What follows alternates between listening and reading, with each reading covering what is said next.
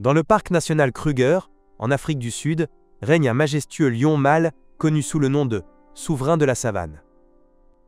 Il arbore une crinière éclatante et une démarche fière, ce qui inspire la crainte chez tous les autres animaux. Dans son territoire, aucun prédateur n'ose défier son autorité suprême. De nombreux touristes du monde entier viennent à Kruger dans l'unique espoir d'apercevoir ce lion au moins une fois dans leur vie. L'histoire commence par un après-midi brûlant, alors qu'un troupeau d'antilopes broutait paisiblement près du lac. Ce lion mâle les observait de loin, d'un regard froid et perçant. Il choisit comme cible un grand mâle dominant, robuste, mais légèrement ralenti par une vieille blessure.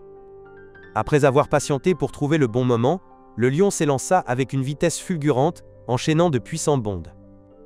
Pris de panique, les antilopes s'enfuirent. Beaucoup plongèrent dans le lac tout proche pour échapper aux prédateurs. Le mâle blessé, bien qu'il ne fût pas un bon nageur, sauta lui aussi dans l'eau dans une ultime tentative de fuite.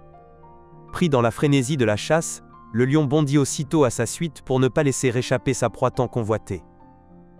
Mais le lac était bien plus profond qu'il ne l'avait imaginé.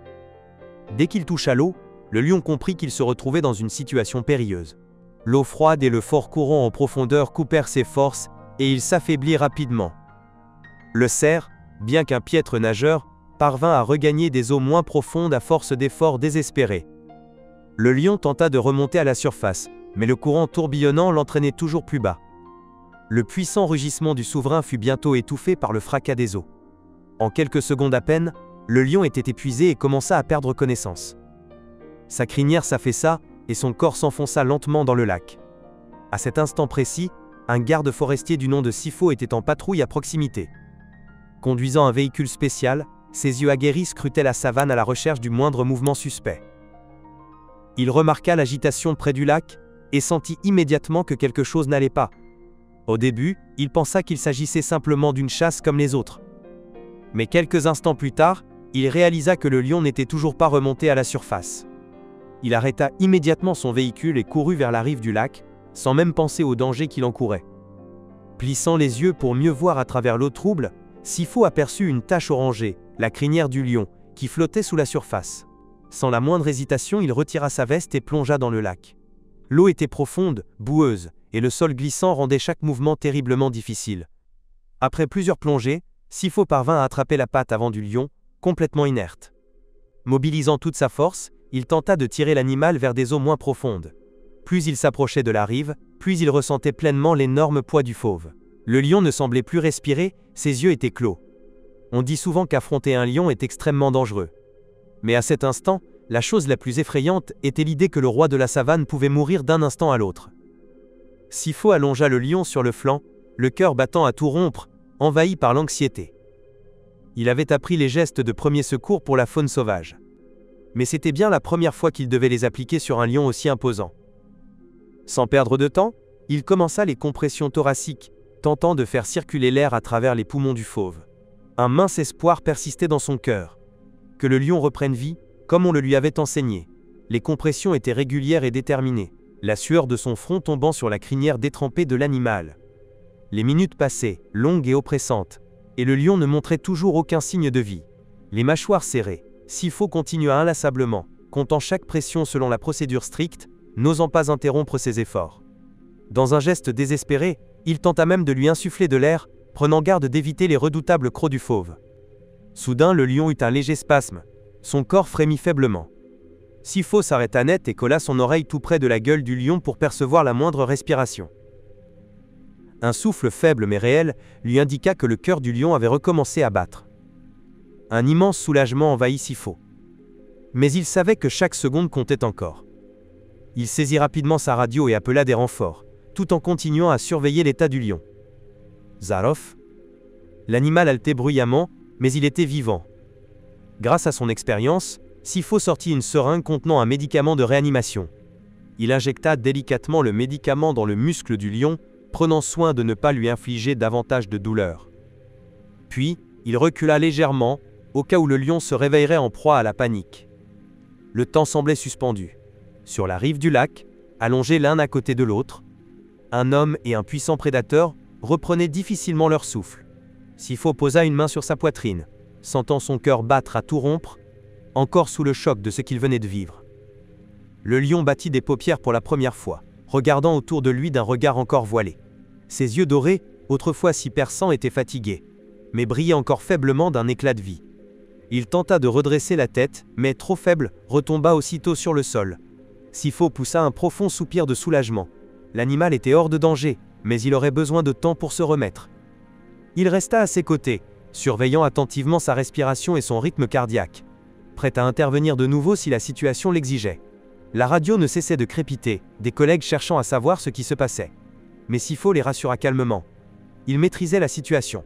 Le soleil déclinait lentement à l'horizon, baignant la savane d'une lumière dorée. Les derniers rayons du jour se reflétaient sur la fourrure humide du lion, lui donnant des reflets presque irréels. Sifo ouvrit une petite bouteille d'eau et en versa doucement quelques gouttes sur le visage du lion pour l'aider à se réveiller. L'animal tenta de s'étirer, frémissant légèrement au contact de l'eau froide. Sifo comprit qu'il avait besoin de temps pour se remettre du choc et qu'il valait mieux lui laisser de l'espace pour éviter toute réaction de panique. Il recula discrètement jusqu'à son véhicule et alluma les feux de détresse pour signaler sa présence et éviter tout incident avec d'autres véhicules. De loin, il observa le lion qui commençait à bouger lentement. Il secoua la tête, comme pour chasser la torpeur qui l'enveloppait encore. Ses grandes oreilles se dressèrent et ses yeux se fixèrent sur la voiture où Sifo se tenait. Sifo resta parfaitement immobile, veillant à ne pas effrayer l'animal. Le lion laissa échapper un faible rugissement, un son bien plus doux et moins puissant que d'habitude.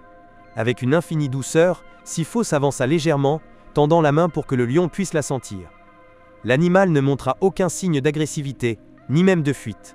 Il se contenta de grogner doucement, presque comme pour signaler sa méfiance, sans réelle hostilité. Sifo esquissa un léger sourire, comprenant que le lion était en train de réaliser qu'il n'avait rien à craindre de lui. Au bout d'un moment, le lion fit un effort pour se redresser sur ses pattes encore tremblantes. Il parvint à faire quelques pas chancelants avant de s'effondrer de nouveau, épuisé. Sifo soutint doucement le lion, mais resta prêt à retirer sa main au moindre signe d'agacement. Il le calma d'une voix douce et lente, comme si l'animal pouvait comprendre ses paroles. « Calme-toi, mon ami. Je suis là pour t'aider, » murmura-t-il, même s'il savait pertinemment que le lion ne pouvait saisir le sens de ses mots. Le lion cligna lentement des yeux et sa respiration retrouva peu à peu un rythme régulier. Sifo en profita pour examiner son corps à la recherche de blessures. Heureusement, aucune blessure grave, si ce n'est une profonde fatigue. Il retourna alors à son véhicule et en sortit une grande pièce de tissu qu'il déposa délicatement sur le corps du lion pour le garder au chaud durant la nuit. Sifo prit la décision de rester à ses côtés jusqu'à ce que l'animal retrouve assez de force pour repartir par lui-même. La nuit tomba, et la lumière argentée de la lune éclaira la scène paisible. Deux silhouettes, l'homme et le roi de la savane, désormais liés par un fil invisible de bienveillance. Au petit matin, le lion semblait avoir retrouvé des forces. Il se leva lentement et commença à marcher autour du véhicule de Sifo, humant l'air frais du matin. Il leva alors la tête et poussa un puissant rugissement, comme pour marquer le retour de son règne sur la savane. Sifo esquissa un large sourire, soulagé de voir que le lion avait surmonté cette terrible épreuve. Cependant, par précaution, il utilisa sa radio pour appeler l'équipe de soutien afin de raccompagner le lion en sécurité sur son territoire. Avant même que l'équipe n'arrive, le lion accepta de manger un peu de viande séchée que Sifo avait préparée pour lui. Il posa alors son regard sur lui, un regard à la fois fier et chargé d'une étrange gratitude.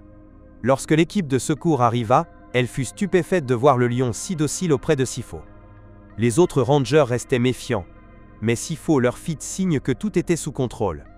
Après un dernier examen, ils décidèrent de relâcher le lion dans son territoire familier pour éviter de le perturber davantage. À partir de ce jour, chaque fois que Sifo patrouillait dans la savane au volant de son véhicule, le majestueux lion réapparaissait toujours quelque part à proximité.